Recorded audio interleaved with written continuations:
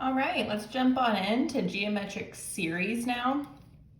So geometric series is when we're adding together all the terms in the sequence. Now we have two types of geometric series. So yes, this is a typo, that should say series. It's fine, everything's fine. So we have a finite series and an infinite series. What you've been used to with arithmetic has been the finite, where you start at 0 or 1 and go to a number. So say you want the sum of the first 50 terms or the first 5 terms, that's a finite series. Now if you want an infinite series, that means you're adding all the numbers in the sequence together forever. So you have an infinity symbol on top, and this bottom number is always 0. This, the finite series, is what we're used to typing in the calculator. So we are just going to type these types in the calculator like normal, but if you want to, it did give you another equation to use for it. Now, infinite series, you cannot type in the calculator. The calculators that we have will not let you do that. So instead, we have a formula to use. Now, something special about the infinite series, you have to always look at your R value, your common ratio, because if your R value is between 0 and 1, then you're going to use this formula. Now, if your R value, the absolute value of it, if that's bigger than 1, so like 2 or -2 or 5 or -5, if those numbers are bigger than 1, then the answer is infinity. Oh, I guess I shouldn't have an absolute value there. So pretend that absolute value is not there.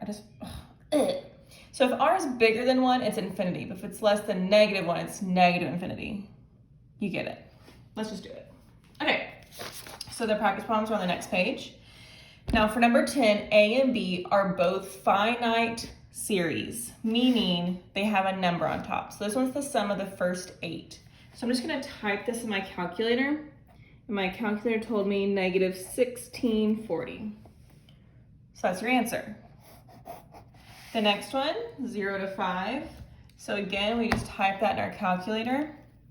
And I got a fraction here.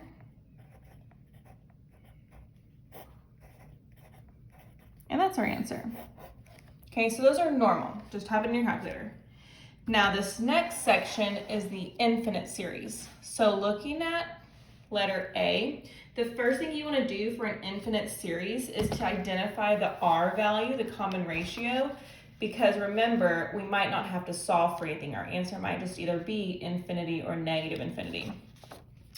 So looking at the equation that they use, which is the nth term equation, we need to figure out where R is.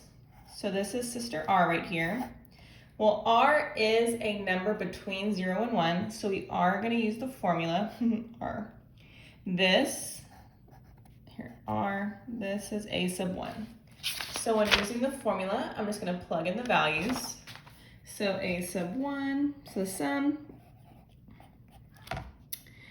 8 over 1 minus R is 3/4. Then you can type that in your calculator to simplify, and you'll get 32. Cool. Same thing here, 0 to infinity. Here's A sub 1. Here's R.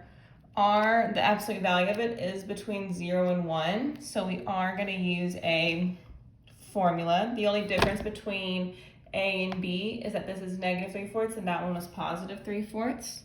So the sum of the first infinity numbers, 8 over, normally it's 1 minus 3/4, but since we have minus and negative, I'm going to say plus. And that in my calculator gave me 32 over 7. Cool. Okay, last one is kind of in a different form. We know this is an infinite series because of the ... meaning it goes on forever. Here is our first term, A sub 1, but we have to figure out R. So how do they get from 1/4 to 1/2, from 1/2 to 1, from 1 to 2? What do they multiply by? You got it, they multiplied by 2. Well, 2 is a number bigger than 1, and since it's positive, the answer is just infinity. And that's how you do geometric series.